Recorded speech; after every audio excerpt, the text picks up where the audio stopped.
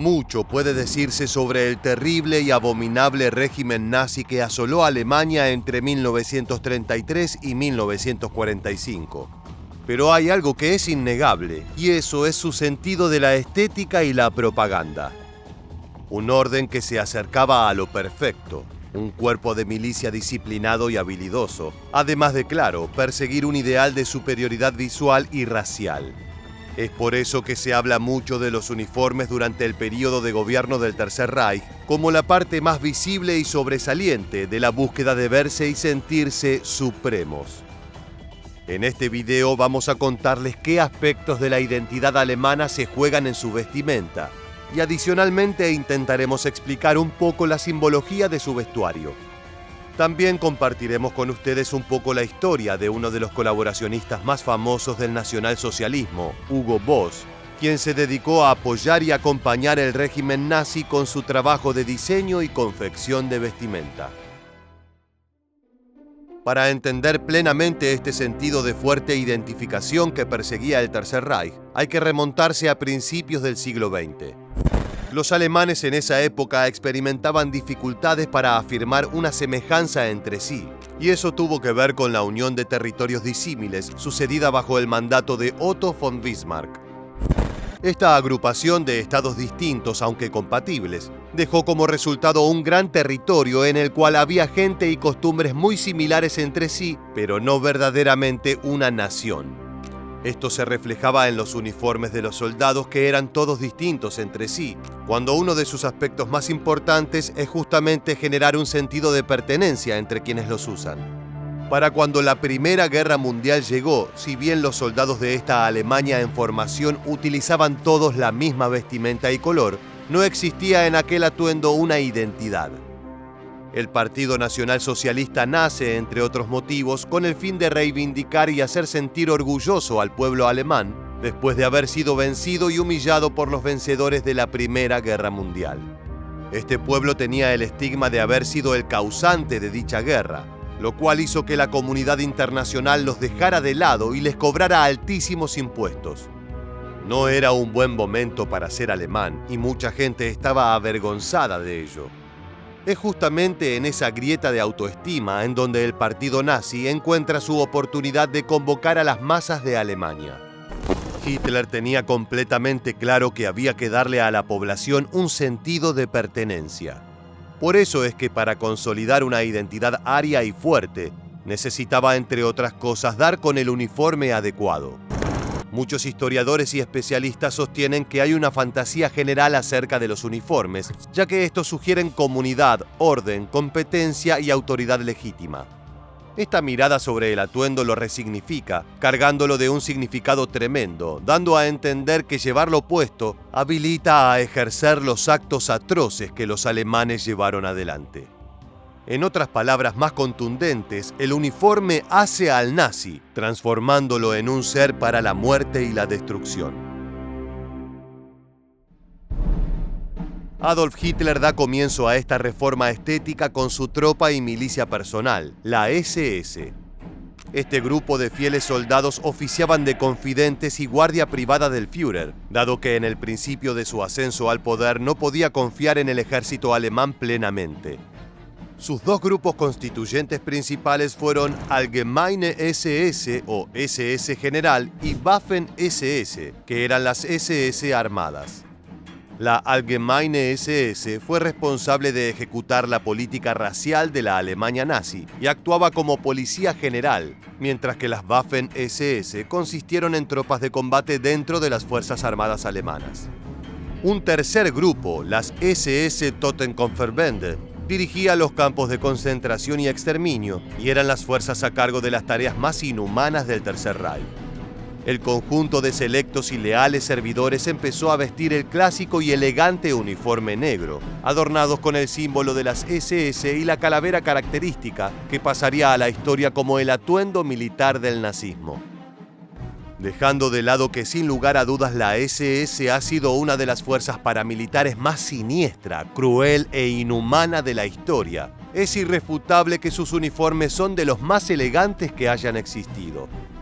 Hay razones que estaban fríamente pensadas por los líderes germanos para que esto haya sido así.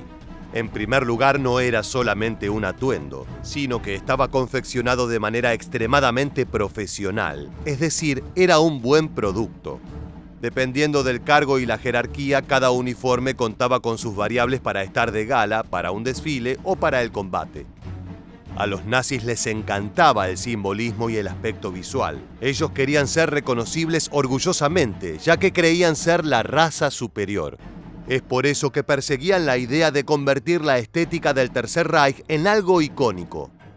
Otro elemento clásico y reconocible del régimen alemán y su estética es la esvástica, que para muchos prisioneros y víctimas de los alemanes es sinónimo de la más absoluta maldad. Si bien se cree que es una creación de los nazis, en realidad este símbolo existe hace más de 5.000 años y pertenece a la cultura oriental. Se lo ha visto en templos budistas de Indonesia e India, y aunque parezca una ironía, significa bienestar. El Tercer Reich logró su siniestro cometido adoptando este símbolo como parte de su imaginario cultural, ya que lograba que los nacionalsocialistas se sintieran orgullosos al verlo, mientras que los judíos temblaban al reconocerlo.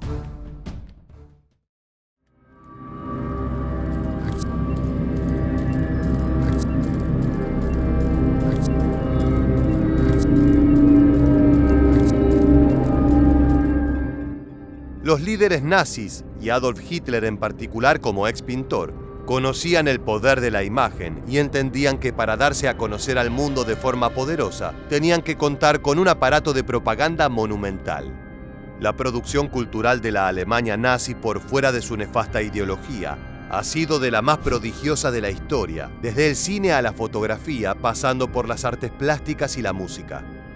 Y como ya hemos señalado, toda esta cultura y personajes tenían que estar vestidos, uniformados, de una manera que los hiciera ver superiores como los líderes del planeta. Las mentes detrás del diseño de estos uniformes fueron el artista Karl Diebitsch y el diseñador gráfico Walter Heck, ambos fervientes seguidores del régimen nazi. Entonces, ¿por qué se acusa al mismísimo Hugo Boss de ser el diseñador original y aún más de ser el sastre personal de Adolf Hitler?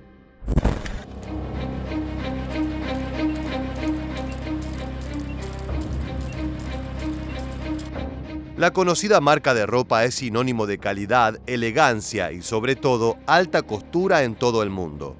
Sin embargo, la historia comienza en 1923, año en que el modisto fundó un pequeño taller de sastrería en Metzingen, un pueblo al sur de Stuttgart. Unos años después, un joven Adolf Hitler había tomado las riendas del partido nazi y su discurso comenzaba a convencer a muchos alemanes. Y al parecer, uno a los que persuadió fue Hugo Boss. En abril de 1931, cuando aún el Führer no había llegado al poder, Boss decidió alistarse en el partido nazi. Su número de afiliado fue el 508.889. Allí el sastre se dio cuenta de que el negocio era vestir a las tropas hitlerianas. En 1933, Hugo Boss ya había decidido que su futuro sería proporcionar la indumentaria a las Waffen-SS, un cuerpo de élite creado por Hitler para su protección, las SA, una organización paramilitar del Partido Nacional Socialista, y a las juventudes hitlerianas en su totalidad. Desde ese momento, los pedidos de su pequeño taller se multiplicaron hasta que años más tarde, en 1935, Boss decidió abandonar la fabricación de ropa civil y dedicarse exclusivamente a la confección de uniformes. En ese momento, contando a todas las ramas del nazismo, el taller producía alrededor de 3,5 millones de estos atuendos. En 1939, con la invasión a Polonia, la marca creció de manera exponencial, ya que le solicitaron sus productos para vestir a sus nuevos soldados y ciudadanos. Boss era en ese momento un empresario de los más ricos localmente, cuyo producto era conocido en toda Alemania. El pequeño taller de Metzingen se había convertido así en la segunda compañía textil más importante de Alemania durante la Segunda Guerra Mundial, generando ganancias por alrededor de 1 millón de marcos alemanes, algo así como 150 millones de dólares actuales. Otro problema que se le planteó a Boss fue la falta de trabajadores, ya que muchos de sus empleados habían sido convocados al frente de batalla. Sin embargo, acudieron en su ayuda nada más y nada menos que las tropas de Hitler. Le proveyeron alrededor de 200 prisioneros de sus campos de concentración, en su mayoría judíos, para que los utilizara como mano de obra esclava, herramienta que el empresario textil no dudó un instante en aprovechar. Con el fin de la guerra, las cosas cambiarían radicalmente para Hugo Boss, que pasaría de ser un empresario reconocido a ser acusado de colaboracionista del Tercer Reich. El empresario fue declarado beneficiario del régimen nazi y su empresa fue calificada de importante en el entramado económico de la dictadura de Hitler. Estas dos acusaciones hicieron que Boss perdiera el derecho al voto y que fuera multado con 100.000 marcos, alrededor de $213.000 actuales.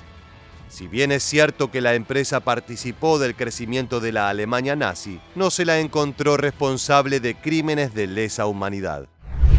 Llegando al final del video, queremos preguntarles, ¿creen que Hugo Boss merecía otra pena? Dejen sus opiniones en los comentarios. Hasta aquí el video, te agradecemos haber llegado hasta el final y te esperamos en las próximas entregas de Historia Militar.